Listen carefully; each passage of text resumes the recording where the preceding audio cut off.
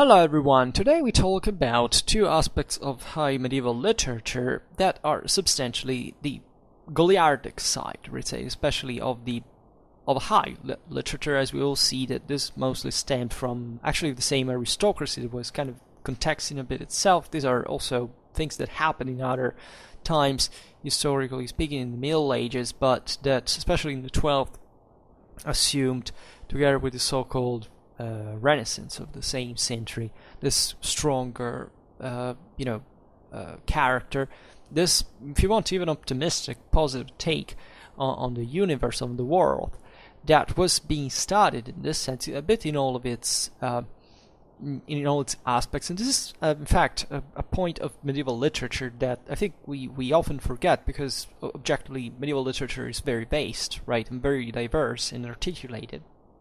Yet there is, if you want, a knot, right, an essence that I think it's easy to perceive through the lines that basically connects all this great production to that, to what appears like, from our point of view, a simplicity of the world that actually, as Zinga said, was a more immediate relation of mankind with the reality, with nature, right? Feelings, positive as negative ones, were felt much more deeply in a world that also, was surely more difficult, more more unstable, and with a life quality it definitely didn't look very prosper from our perspective. That at the time essentially developed with an enormous interest actually towards the world itself, like the trying to represent, to think, to express in itself this world of emotions, if you want, because even the scientific understanding was deeply tied to the realization that everything was moved by a moral reason, and that this had a constant impact on the soul, on the mindset of these individuals.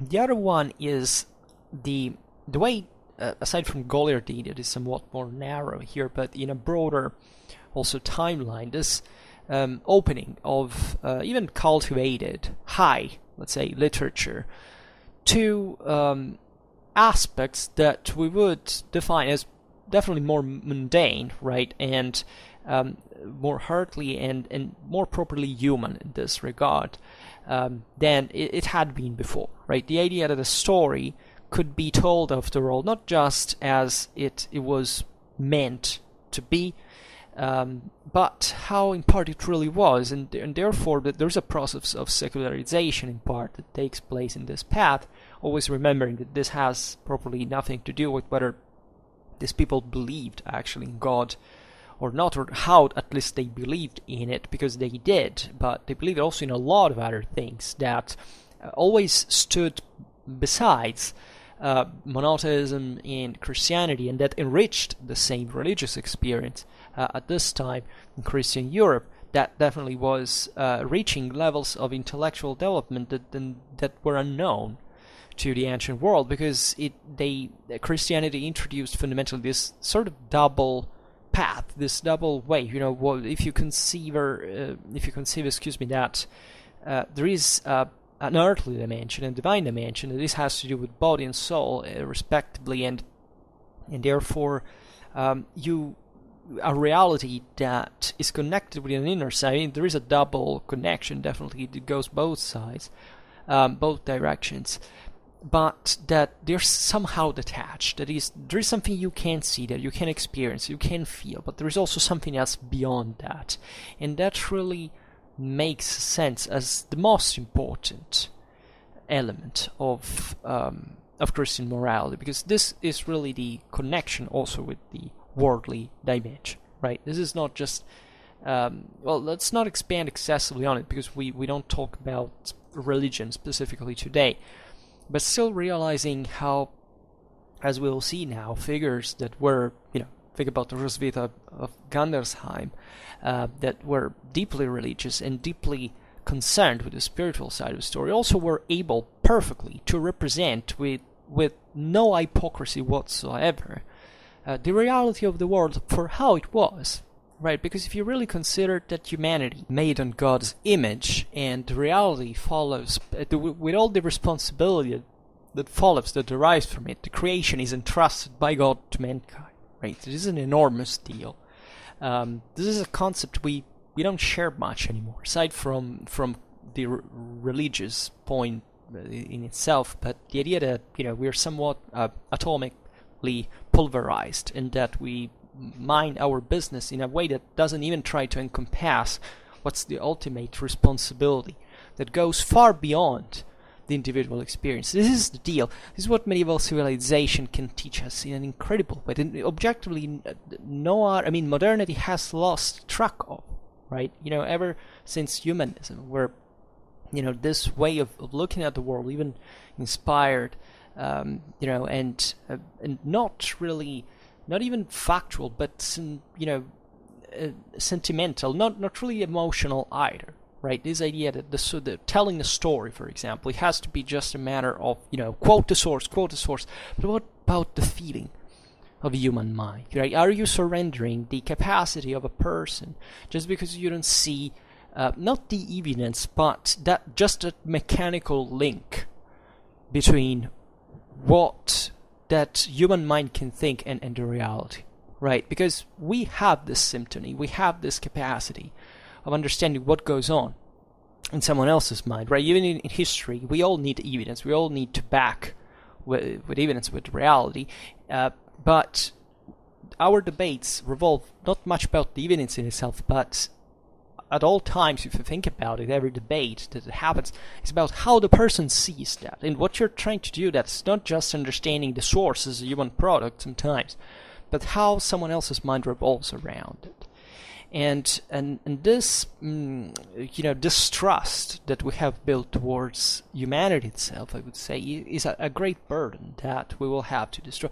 And by the way, consider still, from a strictly historical point of view, there's still a criticism on the base of a chronicle built on vocal, right, on oral traditions, for example. It's pretty silly, because if you think that in a time where oral tradition actually made most of the communication of the news, let's say, at the time, and you pretend to criticize it because of it, you don't understand how medieval civilization has existed, and you devalue it, obviously. And this is what the Renaissance has tried to do. What's what modernity has sillily, say, brought to people to think in general, right? How can you study, ask every anthropologist, how can you study a society then that has no written culture, right? You must understand what they're saying, you must understand why they wrote something, and that's also an enormous distrust that, with full of classicistic prejudices, by the way, that we have also towards, in fact, for example, medieval chronicles. There are some of the most beautiful sources ever written in many ways that I have the pleasure to work on, actually, and that when you actually you confrontate what they that you compare what they say with what we actually know from kind of more sound sources, well, you realize that there is an intelligence and a knowledge and a wisdom behind it that we are constantly downplaying downside. But anyhow, starting from the 12th century, then eventually we will irradiate a little bit, especially previous centuries. The question is, we made some videos about the 12th century Renaissance, right? So if you're interested, you can go there. It's in the Medieval Society playlist, like in general of these, even art, literature stuff. I'll bet there is also another playlist dedicated to it. The question is, what did all these intellectual movements did this for, right? Or for whom, actually? That's the real point. To which audience were these cultures open to, right? What is Europe opening to? What are the people that read? What are the people that listen to this stuff, right? And what are also the cultures that fundamentally revolve around this that we also have no track of, right? And this is a real renewal. Like in the history of human civilization, what started Middle Ages, as you know, is a pretty long time. We can identify, starting from the 10th eventually blooming, especially in the 12th century, is really another civilization that we basically lose track of also from essentially the beginning, the mid 14th century. What happened later is fairly more understandable in the frame of modern history, right? But before the crisis of the 14th century, it was this huge European civilization about which objectively we don't know very much, right? Because sources were still kind of absorbed in this kind of dreamlike vision of the world in a universal magic ideal way. Eventually there is a bit of secularization, actually a big deal, that is the product of a deep and radical change in society that stems from a crisis and that needs to also reshape itself over another base, right? But still, what we can read from this previous civilization is definitely very insightful about things that concern us still today, right? First of all, when we think at the facilitated access to schools and universities in this period, Europe is being now dotted very fastly by all these universities scattered everywhere. These are, largely born autonomously, right? The universal and local powers were sanctioning their de facto existence before they express this deep demand for the deep quest for knowledge, especially from the secular society at this point. And we don't have, however, to equivocate on the nature of this movement, because this still stemmed from an elite, right? In which there is some sort of self-reference in a way, but that eventually expands with an insight on the whole society. So they are essentially, it can be interpreted even as a generational iteration in some way. There are the elderly scholars and the young Goliards, right? The Goliards are properly the alums of Goliath. That's the concept. So taking the bad guy as an example, and therefore getting it straight. And that's what Goliard, the world tradition, stems from. That makes essentially this irreverent, ironic and parodistic side of the same 12th century reality. Right, this emerges more clearly in the largest center of Paris. Right, this is also is the greatest faculty of theology in Europe. Right, and Paris is also growing fast as essentially the capital of the Western Frankish kingdom, and that signs actually many moments of the change and in consumption of culture in the Middle Ages, and this stems from the left bank of the Seine, right, in the Garland of the university students. This, pretty active protesters essentially, still within the aristocratic frame of a generation that finds in the verses of the Carmina Burana and in the Carmina Cantabrigencia, so these songbooks essentially respectively of Benedict Boyer and near to Munich and Cambridge, the masks of the derision of Benedict Boyer in München and in Cambridge respectively, the masks of the derision towards official culture and the one of the powerful, right? Consider that this is not merely anecdotal, because the 12th century is the rampant century of the monarchy's construction, and this is a moment in which politics and society is shaken actually by a brutal, right? This concept of a renaissance can be very, very tricky, as much for the greater renaissance of the early modern age that was one of the most brutal, traumatic, and moments in history. Actually, the same goes for the 12th century, right? There is a great growth, there is a great expansion, but this is disorderly, right? This is something that brings down, it destroys a lot. It starts also systematically creating systematic problems to society, from which many marginated also take the violent way, and there are these strong tensions that agitate within the same elite, right? These were children of great noblemen sometimes, but there was a competition.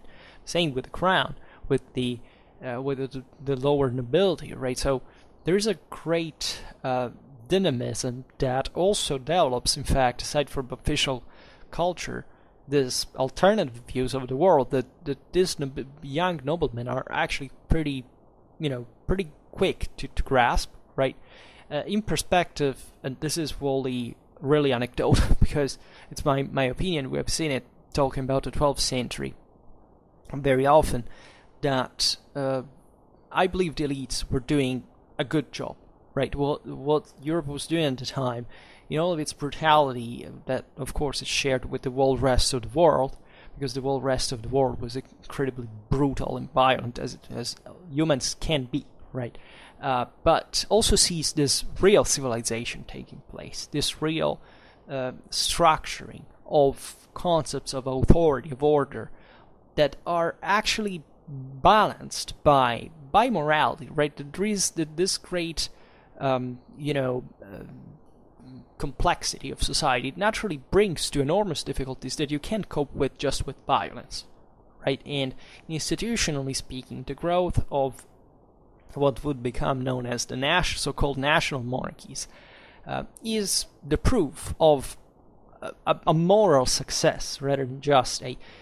And this is often misunderstood because, generally speaking, when we look at authority, there is this sense, well, this maybe get political, but that there is, those are the bad guys that are exploiting you, and it's actually a very uncivilized take on reality, right? That there are, of course, every elite is corrupted, every elite is driven by personal interests and so on, but the myth that the elite rules the world and the rest of the masses have no power on it's a myth, because not even during absolutism or even during totalitarianism this was actually true, right? It was not 100% true, at least, and this is maybe in 20th century totalitarianism we went pretty close to that, but in the 12th century, when the coercive structures were pretty weak compared to the one of the nation state that emerges from the end of the 18th, the beginning of the 19th century, you realize that this thing could not work but with a very clever, a very down-to-earth policy and a realization that an orthodoxy, that a center, that a balance actually have a dramatic, they're the most important element of a society. And the fringe, the extremistic fringe, also has, right? But it's, in fact, a minority by definition. Right, and when it takes over, it's because it's not a minority anymore, and because it's not extremistic anymore. It's like the bourgeois revolutions of the 18th century, right? They were not done by the poorest, right, the most violent, the less educated. They were done actually by the middle classes that were the ones that now were really pushing the locomotive, let's say, and were that wanted their own share of power and of rights in that regard. So this happens substantially also in a world that is deeply imbued. Here we're talking about France, about Paris. So that's really the cradle of the ideology of this great universalistic construction, right? The French monarchy actually saw itself almost competing. At this time, they were actually still wishing for it, but think about the end of the 13th, the beginning of the 14th century, we're essentially replacing the Holy Roman Empire as the greatest power in Europe, and even adding that sacrality and even a universal touch that will, characterize also the struggle. In fact, the same rise of the national monarchies, the sacralization of the crown, all these things, etc. And these two works are very important. The Carmina Burana constitute this corpus of poetical texts from the 11th to 12th century, as we've seen. They're prevalently in Latin, and they were handed and passed down by the very important manuscript, the Codex Latinus Monacensis 4660, or Codex Buranus, right? It's an illuminated manuscript coming, as we've seen, from the convent of Benedict Boyarn, the ancient Bura Sancti Benedicti. That's where the German name actually comes from, and is that was founded by the same Saint Boniface in 440, right, close to Bad Tölz in Bayern, and this code is today kept in the Bayerische Staatsbibliothek of Munich in Bayern. And the term Carmina Burana was actually introduced by Johann Andreas Schmeller in 1847, who was a scholar that published for the first time this manuscript that he had discovered in the archives in the library that he cared. And this code contains 228 poetical compositions on 112 folly of parchment, decorated with 8 illuminations, and it seems that all these lyrics were destined to singing, right? But the amanuensis authors of this manuscript, however, didn't copy as well the music of these poetical songs, so that basically we can reconstruct the melodic trend just for 47 of them. And the codex is segmented in various, in 4 parts actually. The Carmina Moralia, that are of a satirical and moral argument, from 1 to 55, Veris et Amoris to about love, from 56 to 186, Lusorum et Potatorum, so about the Bacchic and convivial songs, and the Divina, so these topics of kind of sacral moralistic nature, albeit this part was added probably at the beginning of the 14th century. So it's a long tradition. This is also to be understood practically. And there is something aside from Latin in Middle High German, in Ancient Provençal, and also in other kind of composite language made up of vernacular Latin with German and French, right? And it has very different contents, right? It's very polyedric, and which is typical of the Goliardic production in itself.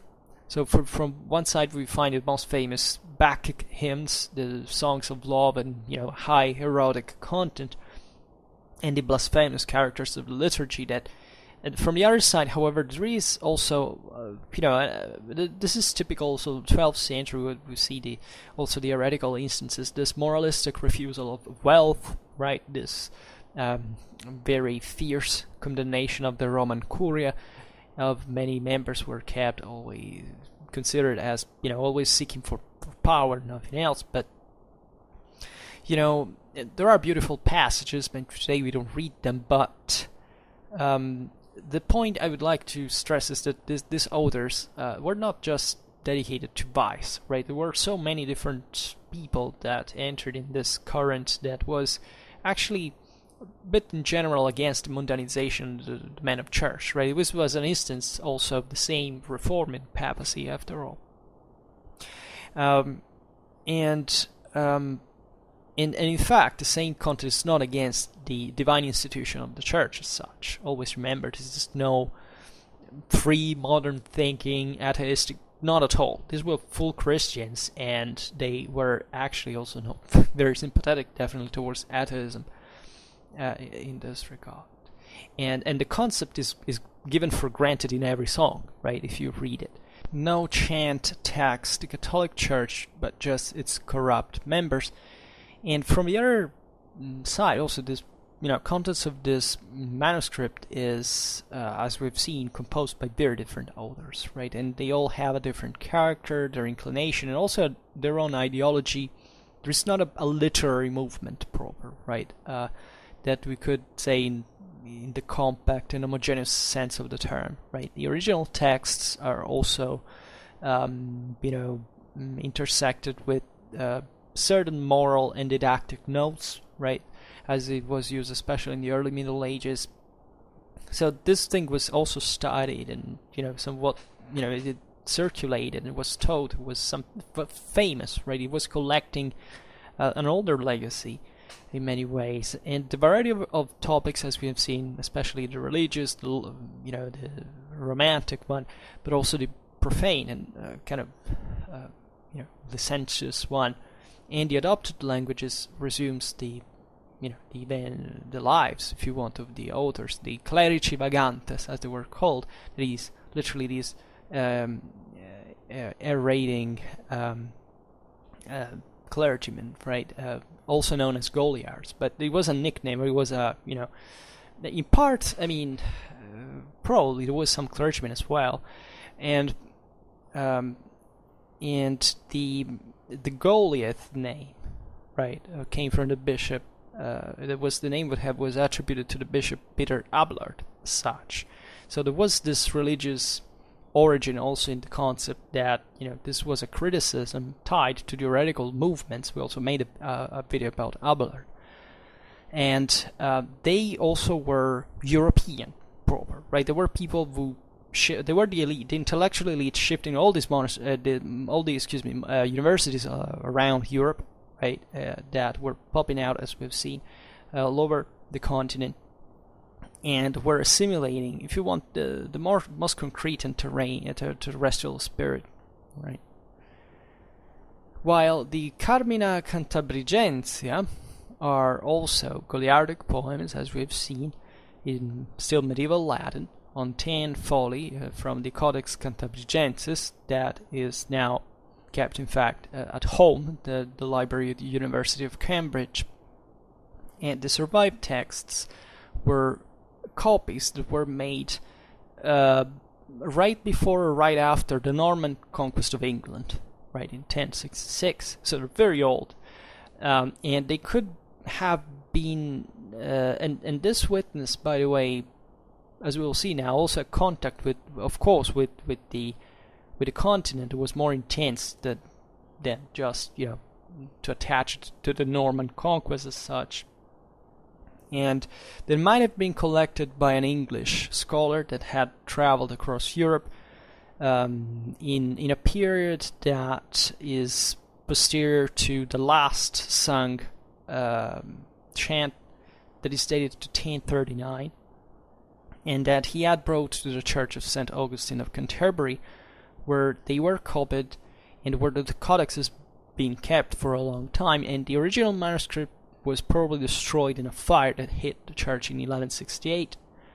The language used in the few vernacular parts belongs, actually, as also in some of the songs, to High German, Old High German, that was spoken in the central and northern part of the Rhineland, and so this area that encompassed Trier, Köln, Xanten, and it's been suggested that some of the songs might have actually originated also from France or Italy. And in fact, while the major part of the Carmina Cantabrigencia are present only in the manuscript from Cambridge, some are duplicated in another manuscript that comes from Wolfenbüttel in Lower Saxony, that witnesses this more soundly external origin from Britain.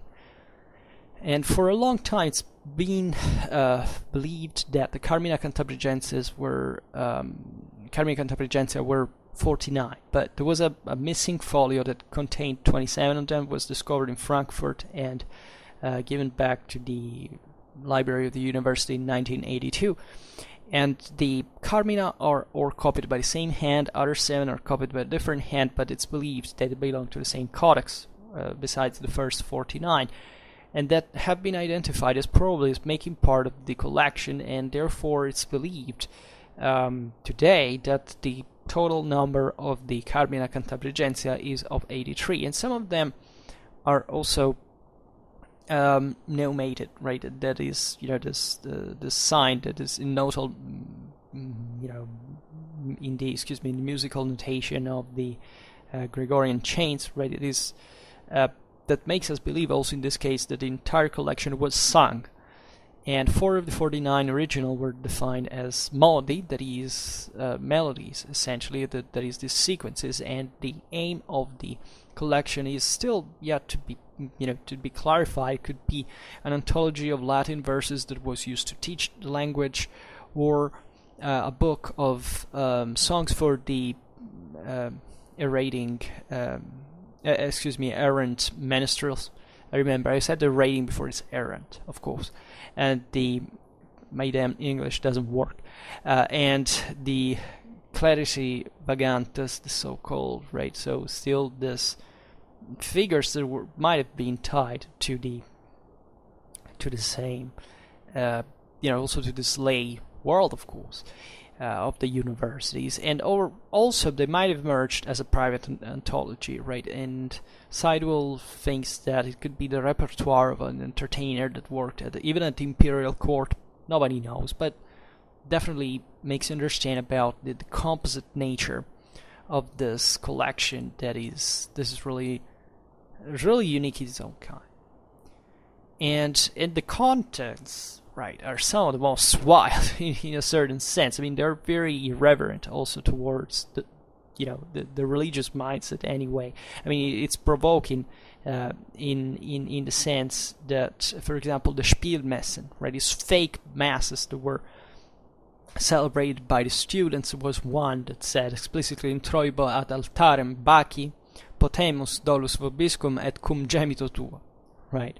So this is naturally in troibo ad altarem Bacchi, where is, this was sung with during the masses with the obvious substitution of they for Bacchi, so Bacchus, the god of wine of ancient Rome, and it goes in the same way. It says, instead of let us pray, it says potemus, that is, let's drink, and the Lord be with you, and with thy spirit transforms in dolus vobiscum et cum gemito tuo, that is, the seed be with you, and with your sighing, right? So it's very, direct.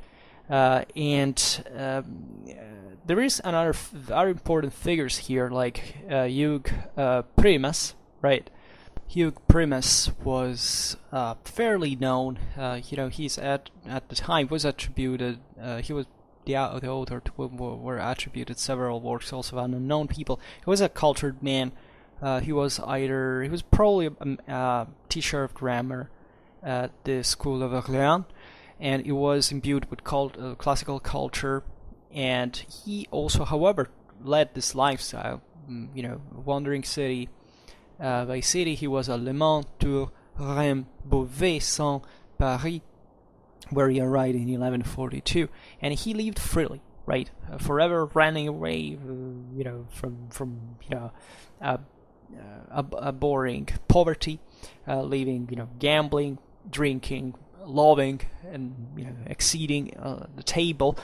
And these are all topics, the themes that are to be found in his composition, and they are, however, crossed by this vein of bitter satire, right, with an open eye on the pleasures of life, and also an awareness on the human and social miseries, the unfaithfulness of the friends, the ecclesiastical corruption, and also this, kind of regret for the lost youth, right?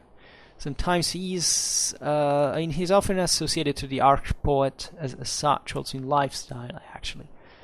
The arch-poet was also associated to, this kind of excess, in the earthly pleasures and all this thing. Then there is Eugène of Grève, but you understand here the typology without, observing them one by one. In the 12th century, right, as interpreters and of the regions of knowledge, right? This is also interesting. I mean, that knowledge that had become somewhat so precious by that time now is expanding once again, and more people are thinking about it and also criticizing and trying, to make sense of things that evidently were so different in many cases. And for example, there is this blasphemic topos of the written Aristotle, right? That is, sexually dominated by the woman, and that shows him as this fallen and beast-like and kind of oversexed figure. So Aristotle considered that he was spreading as the major text of scientific, especially cosmological also work in at the time. This was presenting also a lot of problems, but this was an authority, especially in Paris. Everybody was reading him, and it was the same reason for which this brought the scholastics for needing of integrating him in the official cosmology and physics of the church. And yet in here, even before that time, it was already ridiculized by the same students that were within this frame of that had yet to be stabilized also ideologically from the official authorities. So it's very controversial. And also the myth of Solomon is destroyed. He was instead the model doctrine such. So this is literally the dirty face of the Middle Ages that grows and basically laughs of himself. So another very fascinating figure that is Walter Map, 1140-1209, was authored by the Nugis Curialium, in which he basically mocks lay and ecclesiastical power alike. He transpasses the ethics of orders and the bad fate, fundamentally, of the academic cultures. And Walter Map, in this sense, he was nicknamed like this because he was of Welsh origins. Was nicknamed like this by the English. And he had studied in France, and he was a clergyman, actually. He entered at the service of the King of England, and even he had several offices in this role. And he was sent to Rome at the Lateran Council in 1179. He was chancellor at Lincoln in 1186. Archdeacon of Oxford in 1197. So these are all actually even big figures, right? In this work, the Nugis Curialium, that is a very curious work, right? He collected, lively prose and pleasant prose between a critic and an editor to the courtly life, also these stories and novels and jokes and anecdotes of all type and of all origin, right? Old and modern for the time, historical or legendary, lay or clerical, Greek or Latin, Celtic, Germanic, romances, also certain that are also, by the way, all very precious for the history of the traditions and for the history of culture of the time, because this stuff really circulated aside from the official works, the elites, right? It circulated, of course, also among the elites, but it was not paraded before like this. And instead, this flourishing of traditions, of contacts, think about Europe is setting itself in motion at this point, also with trade. Europeans start also knowing each other consistently better than in the early medieval times, where everybody was a bit, more dispersed in this sense. And Walter Map also published. There's another he collected actually another work, the Dissuasio Valeri ad Ruffinum Neuxorum Ducat. Right, that's also very meaningful from the title. It's a work that he, kind of detached from the Nugis Curialium, and that it was actually a misogynistic work with stories drawn from the Bible and classical sources, right?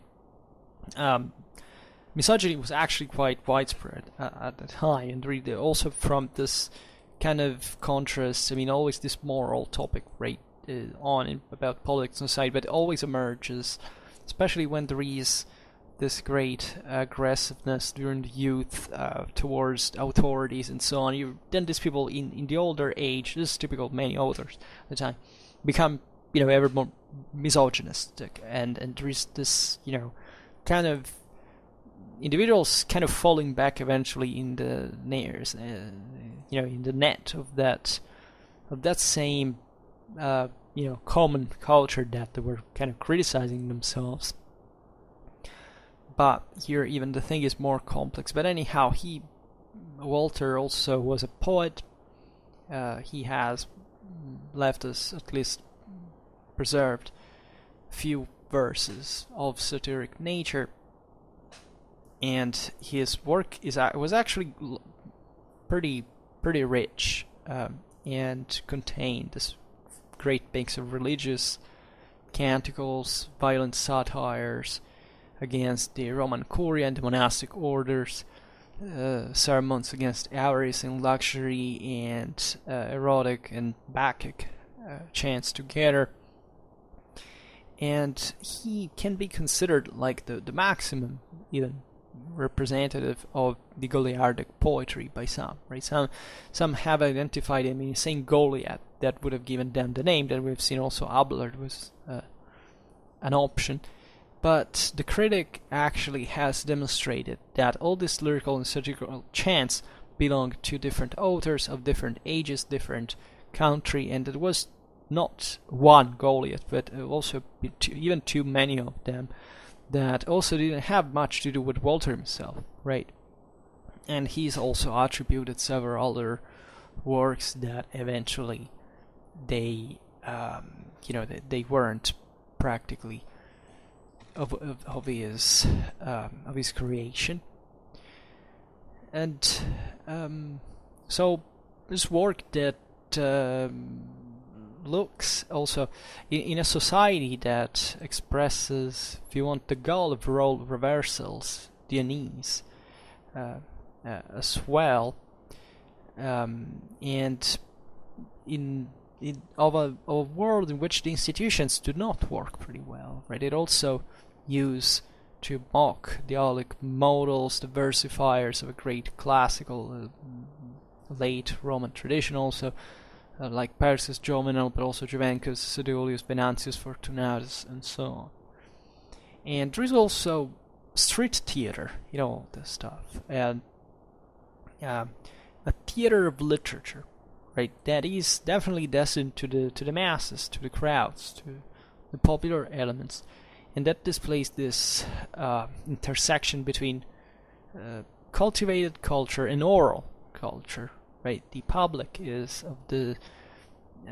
of these plays is the masked license, and that also hears to circulating the preachings and anecdotes, and that transmits them orally up to the footsteps of monasteries, where this other very important author, Caesarius of Eisterbach, 1180-1240, in the Dialogus Miraculorum, registers stories for all season, basically, and this figure is fascinating because he was a Cistercian monk from the Abbey of Eisterbach, where he had taken refuge from Cologne in 1191, and where he remained to the death. And he wrote a lot of stuff, and his greatest work, as we've seen, is the Dialogus Miraculorum, that is a rich and important collection of examples that is to edifying stories framed in dialogue that is unfolded in 12 books between the author and the novice, right? And there are stories, in fact, of every type. In great part, there are miracles and visions, some of more kind of traditional matter, others are very new, and they're all very precious for the consciousness in the use of the creeds of those times. And the many authors coming later drew heavily from his work, and so much actually that probably that they spotted in it such a even heretical character, right? Caesarius wrote also the Vita in Gilberti, where he is talking about the life of the Archbishop of Cologne. He was killed he was betrayed for political hatred in 1225, and this work was actually part of our larger of 8 books that, however, is part of we have only the first 3 books practically, and then there is another collection of homilies, etc., and other works about the life of Saint Elizabeth, and also that is made up, by the way, by the so-called sayings of the 4 ancils, and about the Saint Landgravian from Thuringia, actually. And so all this kind of popular culture in great part, right? And he's a meaningful author. Even in here, a lot of stuff has been attributed to him, even though he didn't really write it. It's definitely a popular work. Then there is also an anonymous from the English 14th century, perhaps Franciscan, author of the Gesta Romanorum, that is this foundry of novels, fundamentally, that served as sort of a script, fundamentally, to the gradual destruction of the myth of ancient Rome, right? That in Middle Ages was actually a big deal. That's also partly why we talk about, think about it in perspective. I mean, the Renaissance, conceived the 12th century Renaissance and the one at the end of the Middle Ages, and how even Rome here was seen. I mean, it was a much more open-minded view, if you want, than the later Renaissance one. These people were able to laugh even about the greatest authorities, who were much more free-minded, if you want, of the late Renaissance authors in some way. And the Gesta Romanorum, as a work that we mentioned, is a collection of Latin, in Latin language, of anecdotes that were collected and written down, probably at the end of the 13th century, beginning of 14th. And it was one of the most popular books of its times, right? And according, it was used actually by many other famous, very important authors. Think about Geoffrey Chaucer, John Gower, Giovanni Boccaccio, Thomas Occleve, William Shakespeare, and many others, right? So this popular side, especially of the story, think about the novels of Boccaccio, right, of Geoffrey Chaucer, right, that are similar in this regard, and that look at these social types and kind of stereotype them, that characterize them, right? And we don't know, in fact, who wrote it. There are some think it was about Pierre Bercheur or Elinard. Also, we think at least it was associated to England, but it might have come in from Germany or France, right? And now I would like to pass from this Goliardic overview to also this secularization of thought, if you want, that had begun much earlier, right? All this intergenerational social and moral criticism and so on was already seen in previous times, and there was a tightening, albeit in different ways, of course, and there was a tightening of certain moral strains, right, in terms of, for example, the attention towards the just sacred, or the aulic, historically or poetically speaking, and a lot of other, of this drift from, let's say, the mere canon, right, and the creation of anecdotes, even talking about not really trivial stuff, but things that before nobody had maybe had never been particularly interested in. And this is the awakening of the Middle Ages. And we can start as early as the 9th century, talking about Duoda, right, that died in 1843. She was a Visigothic princess. She was a noblewoman from the Carolingian age, wife of the Marquis Bernard of Septimania, so in the far southwest of France. In this area it was exposed, we say Visigothic because the area was consistently, it was actually part of the Visigothic kingdom at this time. It had fallen, but that culture, that way of also contact with the Islamic world, went very deep, very far, south of the Loire, in Aquitaine, in Occitania, generally speaking, also in Auvergne, right? And think about, 1 century later, about Schwerpunkt, still influenced by this. and this aristocracy was literacy, was also, this would become the Occitane, passionate and libertine in some way, world of Eleanor of Aquitaine, right, in few centuries, and this actually was due to the higher levels of literacy and reading and dynamism, and also partly of less social stratification. So naturally, we're very powerful noblemen, but society also was very dynamic, was more open. The cities had greater importance, and therefore they were kind of more easygoing in some way. And in the mid-9th century, Duoda wrote neurotically and desperately, this work of education that was written also with this numerical symbology to confection a pedagogic manual, right, for her son, where she leaves also deep traces of her unwellness, right? She feels this difficulty, right, of knowing. In fact, she wrote at the beginning of this work, and she was a very cultured, very intelligent person. She writes that from the beginning of the end, in the form like in the substance, in the melody, as much as in the reasoning of the prose, right? At the beginning of this manual, 73 chapters that contain essentially teachings of Christian morals, right? And they're expressed with, of course, warm and maternal tone, given that she wrote for her son, as we've seen.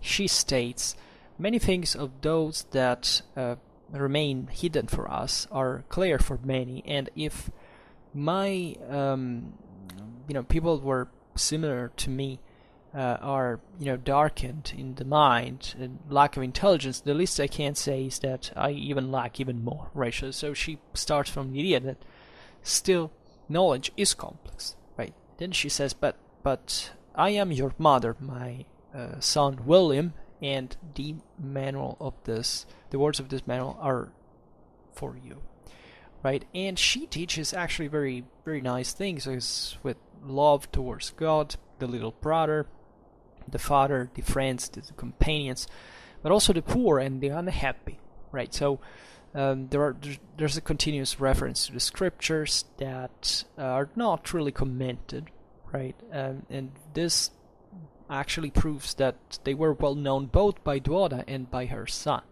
And there are frequent anecdotes that also back the teaching. So there is this kind of lack of the bridge that between the two things that was evidently already understandable. This intimate work, after all. And she exhorts often her son for praying, to pray in the canonic hours, to reading. And the first poem present in the manual is this acrostic with the initials that compose in Latin the phrase Duoda to her dear son William, vale, read, right? And in order to help memory to remember the essential precepts, Duoda recurs to a symbolic arithmetics, developing up to trying to to getting this elementary treaty of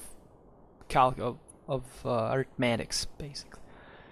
And it's evident how, as Duoda is very well educated, and she definitely knows a lot. And next to the base represented by the Holy Scriptures, there are poetries from Prudentius. She echoes Saint Augustine, Gregory the Great, the rule of Saint Benedict, also the grammar Elius Donatus, Isidore of Sevilla, Alcuin, Rabanus Maurus, Ambrose Outpert are remembered. There are even expressions from Jewish and from Hebrew and Hellenic, right? And this is deep, because at the time a very few could boast to know in the first place these languages in Europe, or especially Greek, because and the fact that this was very close to Muslim Spain has to do with that, because the literary revival of Greek also started from there. So this great culture that, as we have seen, puts in common Duoda also to other great figures like Schwerpunkt, all this Visigothic area that we can still talk about in these terms in southern France, right? That is still in contact with the rest of with the south, with this spring of a lot of books, a lot of manuscripts and notions that were coming from the east that had been lost in the early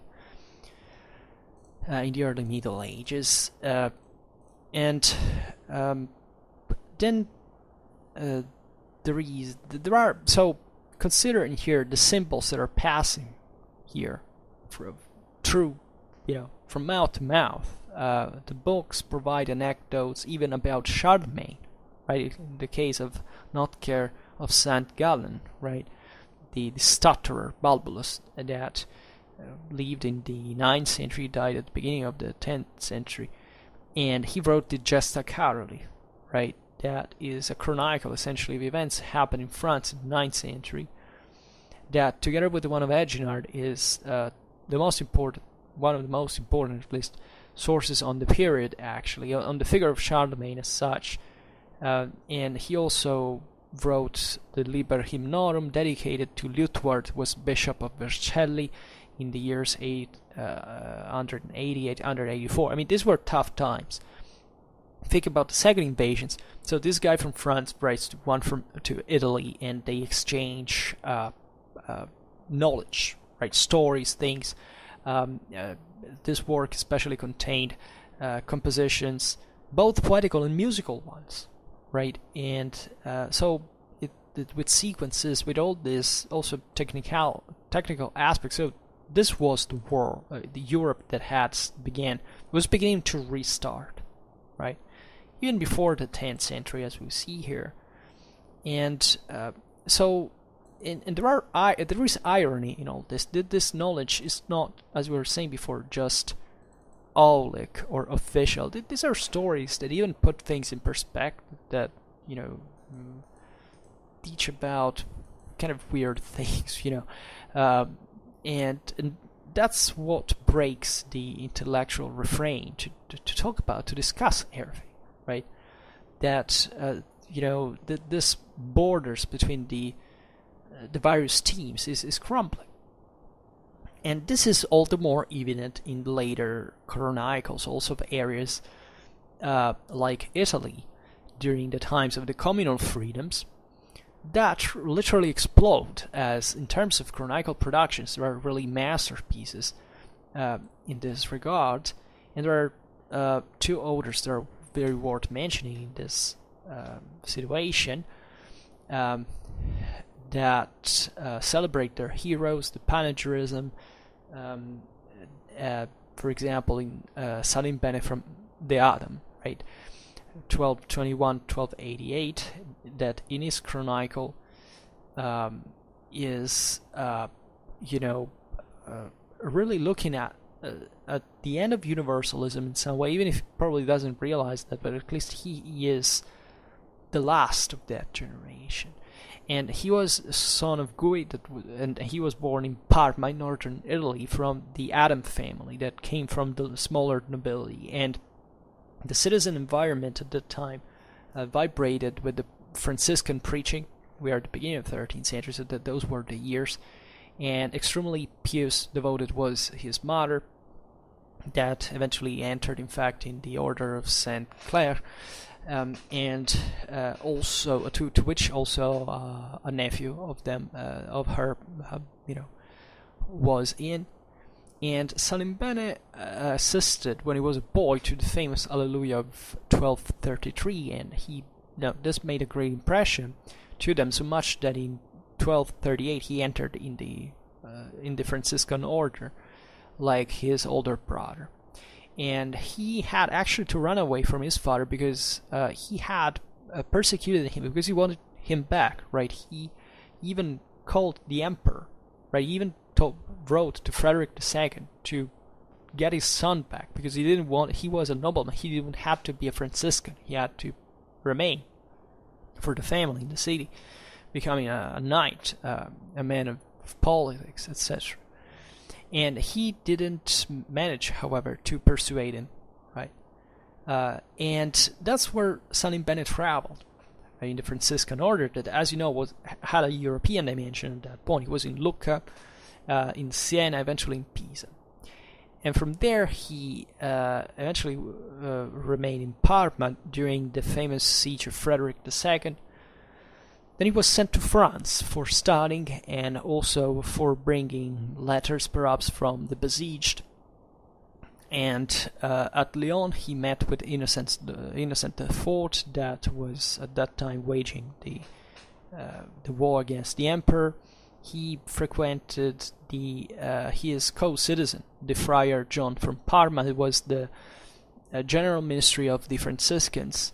And that's when he got imbued with Joachinism, especially by listening the inflamed words of the friar Girardino from Borgo San Donnino, and also the friar Hugues of Digne. And he saw Louis IX, the saint, king of France, that was preparing from the crusade, and he also listened Friar John from Piano Carpini telling of his journey among the Mongols, right? So think about this world and all the knowledge, all the worldviews he was exposed to. That's when Salimbene came back to Italy, and he was eventually sent to Ferrara, where he stayed for 7 years, and he went to various cities in Romagna, and especially in Ravenna, for other 5 years. He, in 1260, led the procession of the flagellants of Sassuolo, and when he saw that so many prophecies from the come of the Antichrist, that he identified Frederick II to be false, to be wrong, he abandoned Joachinism. You know that Joachim from Fiore was this southern Italian prophet that wrote this work. That he was considered heterodox at best, and many people actually followed it, and much was tied naturally, to an eschatological, apocalyptic view that the world would have had to end in a few decades. And Salimbene had the honesty to say, these prophecies were false; they didn't happen, and therefore he basically didn't. He was honest. He was consistent with himself, which proves that he believed actually in them, and secondly, that he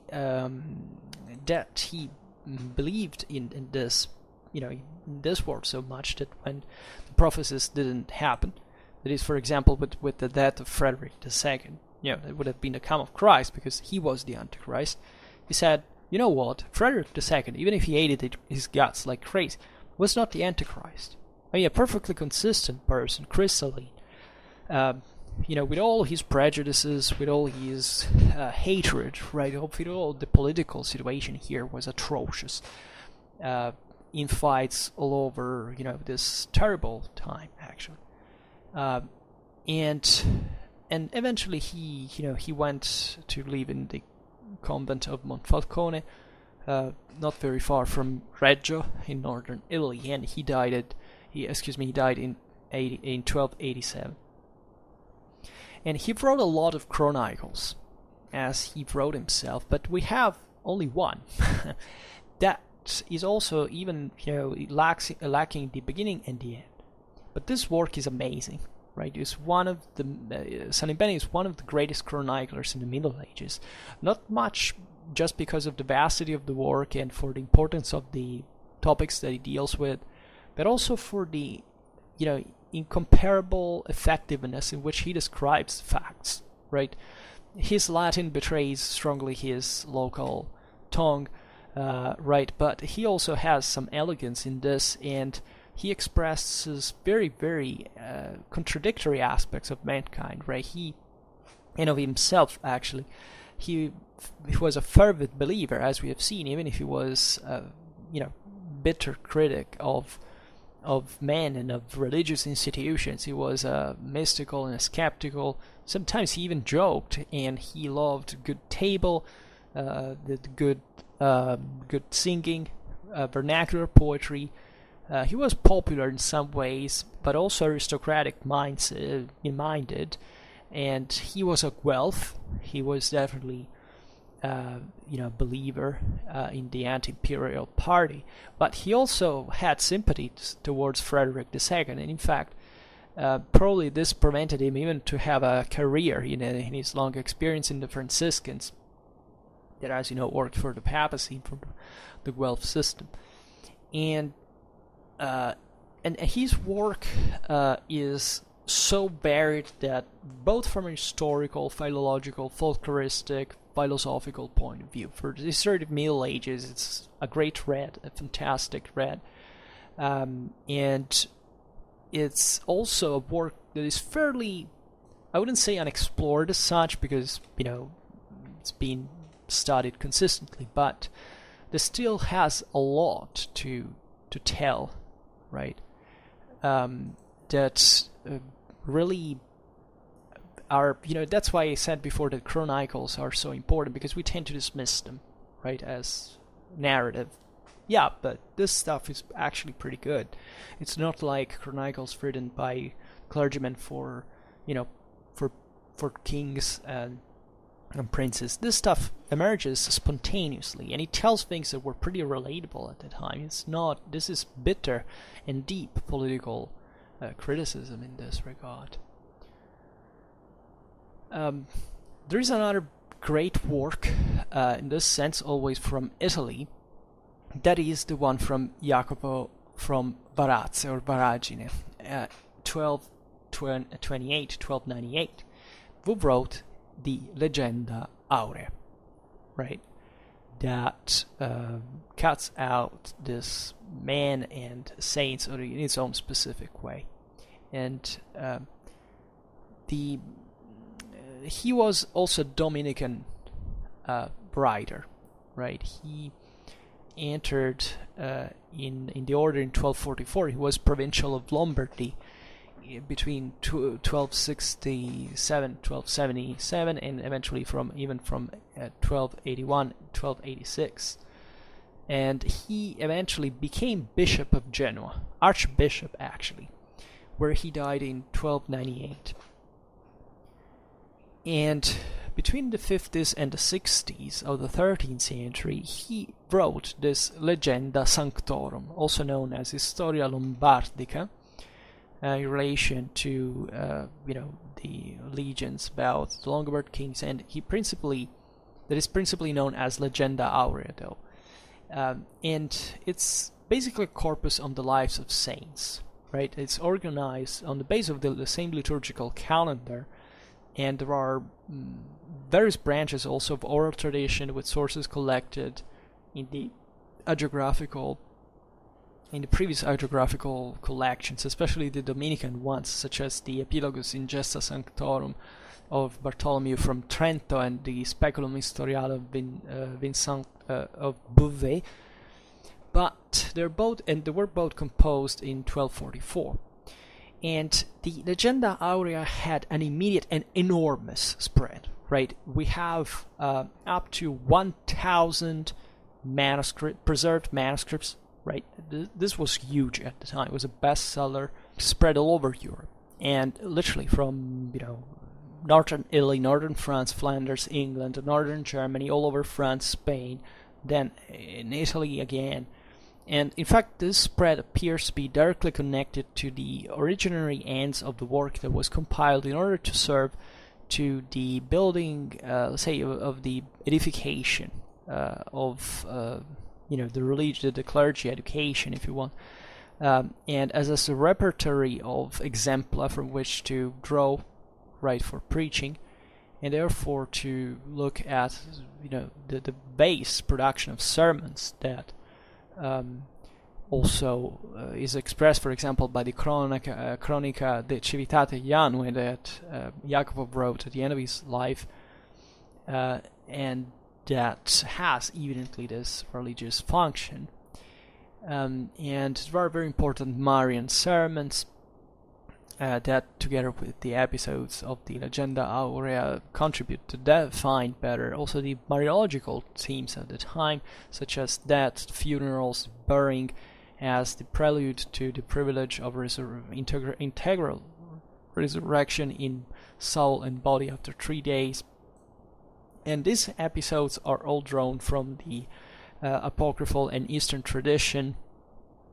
They have to do, for example, a lot of corollaries, like the one of the incredulity of St. Thomas, that coming late at the moment of the Assumption had received as, of tangible, evidence, let's say, of the belt that had been left falling from the sky by Mary, that bring this very close, exceptional, bring this very exceptional fate of the Mother, the one of the Son, and correspond largely to the iconographic theme that is expressed starting from the 12th century in the various cycles that culminate with the crowning of the Virgin. Right, we talked about this also in St. Bernard, the video on St. Bernard and the architectural aesthetics. I mean, Mariology, coming on the fore, even in art, etc. And there is a great Gothic influence in Jacobus' work as well. They are frequent in the cycles of the history of the saints, through which with which the Legenda Aurea shares the encyclopedical and didactic character in a way. And it's very easy to draw from different key of interpretation of single episodes that were popular at the time, like the devil that is dressed by like a pilgrim that kills a baby in the histories of Saint Nicholas that are represented by Ambrogio Lorenzetti, that is present at the Uffizi in Florence as well, and other images that correspond to different traditions of the themes of religious cultures, such as the Purgatory as this place situated next to hell, or the aerial ones, or in the torrid area, for example. All these views of how the world was actually built. And relatively to the spread of such images, the work takes an important function. From one side, it contributed to the enriching of the iconographic element that are tied to these most represented saints. From Jacobus derives, for example, at that time uncommon motive of the angel with the book that is inserted in the scene of the crucifixion of St. Peter, right, in the Stefanischi polyptych by Giotto, that is in Rome at Vatican museums. And from the other side, it seconded the tendency to the affirmation of new subjects as well. So, in general, the saints are described not much in a sort of static typology, but rather from a more ancient ecclesiastical traditions, like taking in consideration apostles, martyrs, virgins, confessors, doctors, or popes, evangelists, eremites, bishops, etc. But rather, emphasizing the functions of mediators with the divine through the detailed description of scenes of martyrdom, of miraculous facts, right? And this tendency is transported to within the milieu of the iconographic representation, corresponding to an accentuation of the narrative element that comes back on the chronicle as such. And the humanists were saying before in the 16th century began to criticize the fact that Jacobus' work is not source, like it was normal actually at the time, most of the times. But it's also, these works are masterpieces. Even the same illuminations in this great tradition that's spread of the Legenda Aurea are definitely influenced, for example, by these various, iconographies that are, spread in the, monumental hagiographic cycles. And there are beautiful versions. There's one, for example, commissioned to Jean de Vigny, to Joan of Burgundy, that was executed around 1348, that is inspired to the models of Cimabue and Giotto, right, from Italy, and that correspond to, this, different characteristics, that up to that point had not been represented in the same way. So, there is this freedom in representing essentially even the saints and the view of this is an ecclesiological view as well, right, of this new mendicant orders that also take over, right, in the scene that are also contexting the episcopal culture, and this in a functional way, because the same Pope wanted to check them. And it's a different view, a more popular, closer to reality view to the popular world, right? To the beliefs of the masses, the views, the visions, and this world that is very imaginative, very artistic in many ways. And the same can be found dated back as for example, this concept of narration as memorization of histories, right? Scientific, Oediporic literature and myth, and the Crusades also had contributed to open this view on the world, right? But this is something that happened in the mind of Europeans before that. If you take the Saxon nun, 10th century Roswitha von Gandersheim, 935, 975. Well, she had already disclosed this world by essentially prefiguring, for example, in the souls of the sisters, these ritual habits of certain individuals that were put in a big videodrome, in which of recits where pious men were searching in the brothel the nephews, right, their own nephews, granddaughters, educated to Christ. And so elements that are very heavy for the time, you would think these topics were taken out. Actually, the Middle Ages, once again, has never been hypocritical in this regard, right? This is the moment in which it opens really to a broader vision. But if you look at Roswitha of Gandersheim, right, when she was a badice, and she had as her own badice a nephew of Otto I, Gerbert, right? And her work, his astonishing work, was this effort of versifying, right, in a heroic and elegiac way, the sacred legends, such as the histories of the Virgin Mary, the Ascension of the Lord, the Passions of St. Gongolf, St. Pelagius, St. Dionysius, St. Agnes, the conversion of Theophilus, a miracle of St. Basil, right? And she drew from written texts, but for example, for St. Pelagius, she wrote on the base of a story that she was told by a Cordoban that she had known, and that was actually a co-citizen of the saint. There was an eyewitness of the life and the death of the saint, and her books that worked also for other legions, and that were apocryphal texts, like for example the Gospel of St. James, or other histories dealing with marvelous factors like miracles, diabolical pacts, even, right? They reveal in any way some romance interest of the poetess, right? And the last literary fatigue was the one to compose historical poems, like celebrating the deeds of Otto I after imperial crowning 962, and also the origins of the monastery of Gandersheim.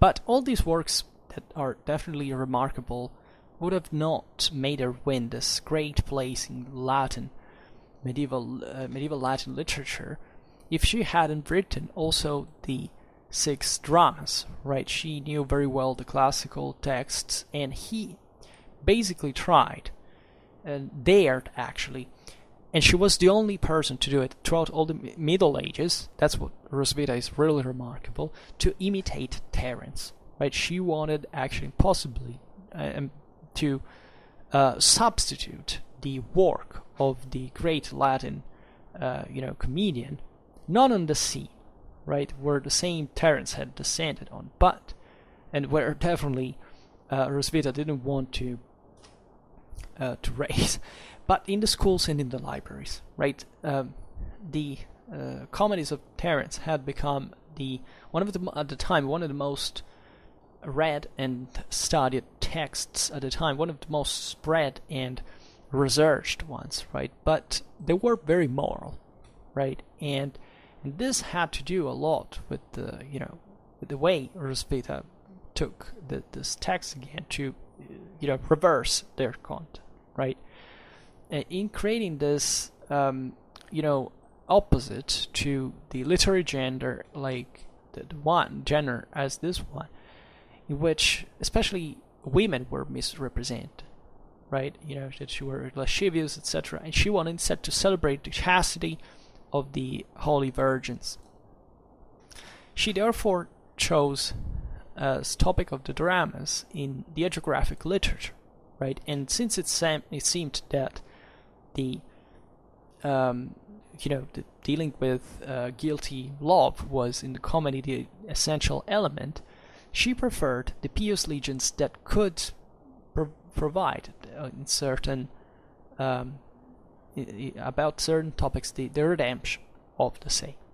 So in some of her dramas, for example, in Abraham or Paphnutius, she represented the conversions of two prostitutes. In other two, the Callimachus and Dulcitius, the triumph of a chaste woman and of 3 pure virgins against the sinful wishes of 2 libertines. And the 2 remaining dramas, Gallicanus and Sapientia, subtract themselves, however, to this rule, because Roswitha basically disregarded the principal characters of an ancient comedy, right? It was not just for an edifying purpose that she proposed this new formula, not for looking at, for example, the exemplar death, for example, of martyrs, of penitents, or the horrible death of an evil person, but also for the absence of the comical element in itself, right? She took it away. Aside from certain scenes in Dulcitius that are also kind of funny, but that's the exception that confirms the rule. And in fact, there is the prevalence absence of the tragic element as such, right? In Callimachus, this takes even a kind of macabre character. And there is instead the prevalence of the tragic element that in Callimachus becomes even macabre. But there is also the transgression of every time and spatial limit for the neglection of every scenic need, and also for the abandonment of every type of versification, right, into which she ingeniously substitutes the rhythmed prose. And the dramatic exercises of Roswitha, however, do not mean a resurrection of ancient comedy, of course. They have, however, from the other side, nothing in common with the liturgical dramas that exactly in her times were being born in the churches, right? And from which also a new drama type was born, in fact. So it was only later that the sacred representations came to, exploit the legions of the saints and to deal with arguments that were similar or even identical to the one of Roswitha, right? So her work was isolated, and she was, also devoid of contact with the theatrical reality, full living experiences, etc. And she was also scholastic, right, in some way. But there is a natural dramatic instinct in her, right? She keeps alive the dialogue, like in every even action aside from the Gallicanus. But these are all prose that definitely are present, especially in the Abraham. This is perhaps the most important one. So it's the historical singularity of Roswitha's work that, in their intrinsic value, explain her success, also in recent times, and outside the elite, right? It's a success, the one of Roswitha, that was witnessed by also her translation in various languages, and even in some isolated and curious attempt of representation, right, that spurred also this new way of, trying, right? And therefore, with Ars Vitae, you can see the ability to really, of the Middle Ages, not to take passively from the ancient world without care, for simple imitation, like the Renaissance would do, right? There was not simple imitation even at that point, but it wished it had been. The Middle Ages is able to recover, to think through his own mind, and to transform it into something original that is also beautiful and ingenious in his own way. So this was the way medieval literature was opening itself to broader horizons, to a view of the world that would eventually open, as we have seen in the following centuries, especially this new adherence, this new view to the great discussions that eventually will become the ones of scholastics, etc. But a path, an adventure, even a non-linear process, right? This thing would change the same nature. What happened with late Middle Ages, right? This thing was very far from there. There is a magic, an originality, an untouched character that you can't compare in this regard, and it's there in the previous centuries. So I don't know whether today's video was so thrilling or clear, but the point is, I would like to stress how multi-form and vivacious and deep and insightful medieval literature is, and how this is all tied to a worldly dimension that we barely understand today, that we have enormous difficulty to grasp and to accept even, right? And this is definitely an effort, however, that we must do, right? That is, we will never understand what this actually meant for them, but we can understand what we can spot, right, of similar of it in our own world, in certain dynamics, to compare even just the depth of a thought, or the problem as it was posed, the capacity of these men to embrace a broader a broader view of the world we live in. This is the real point. This is the real problem that we have, and that we should reinforce in many ways, as looking at what we were capable of doing. And let's observe whether today we're still capable of the same thing, right? And anyhow, for today we stop it here. I hope that you enjoyed this video. If you did, please share it, otherwise leave a like, or subscribe to my channel if you're interested in my upcoming content. And for now, I thank you heartily for listening to me. I wish you a nice time, and see you next time. Bye.